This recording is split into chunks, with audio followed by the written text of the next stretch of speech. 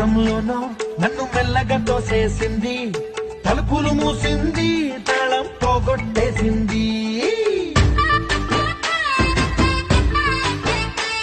ఆ మబ్బుల అంచుల దాకా నా మనసుని మోసేసింది, చప్పుడు లేకుండా నిచ్చెన పక్కకు లాగింది.